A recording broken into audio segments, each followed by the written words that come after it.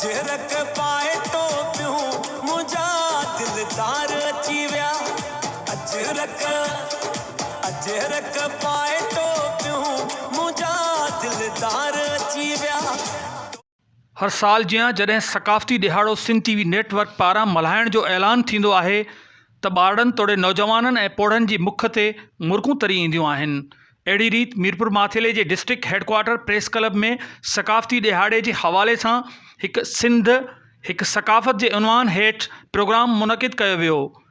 शरीक माण्हुनि जो चवणु हो त सिंध टीवी जे सॾ खे आजियां कयूं था, जंहिंखां पोइ घण घुरिन धुरिन रैली कढी क़ौमी गीतनि ते खेनि रक़्स कयो, जॾहिं त सान्याह वंदन वॾे अंग में शिरकत करे पिणु इन ॻाल्हि जो दलील आहे त हिन धरती जा रहवासी पंहिंजी ॿोली ऐं सकाफ़त जा सचा आशिक़ ऐं रखवाल पिणु आहिनि।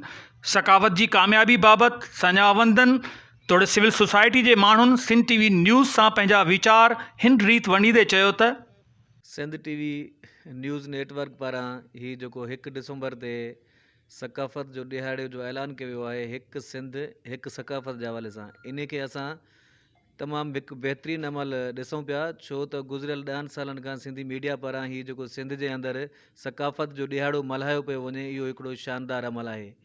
छो त उन ॾींहं ते सिंध जे अंदरि मुख़्तलिफ़ माण्हू, मुख़्तलिफ़ ज़ातियुनि, मुख़्तलिफ़ क़ौमनि जा माण्हू गॾिजी करे सिर्फ़ु पंहिंजी सकाफ़त खे उजागर करण जे लाइ पूरी सिंध जे अंदरि निकिरी ईंदा आहिनि।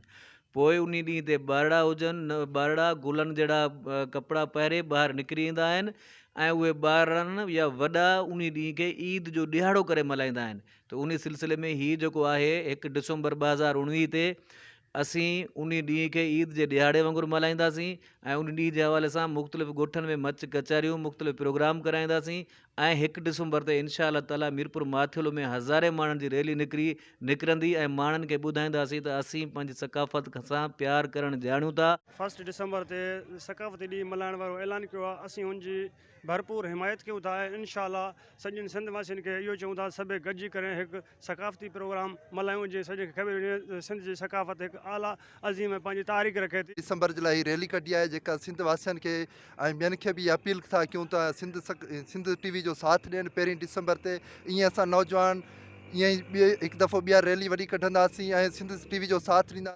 हिकु सिंध हिकु सकाफ़त, असां सिंध टीवी वारनि जा शुक्रगुज़ार आहियूं जिन्हनि हेॾो इहो मेड़ाको मेड़ियो आहे। असां जेको 1 डिसंबर ते सकाफ़ती ॾिहाड़ो मल्हायो वेंदो उन में बि इंशा अल्लाह भरपूर शिरकत कंदासीं ऐं अहिड़ा ॾण असांखे मल्हाइण घुरिजनि। छो त असांजी जेका सकाफ़त आहे उहा सदियनि पुराणी आहे। असां पंहिंजी हिन सकाफ़त खे उजागर कयूं, टोपी अजरक पाए हिन सकाफ़त में शरीक थी।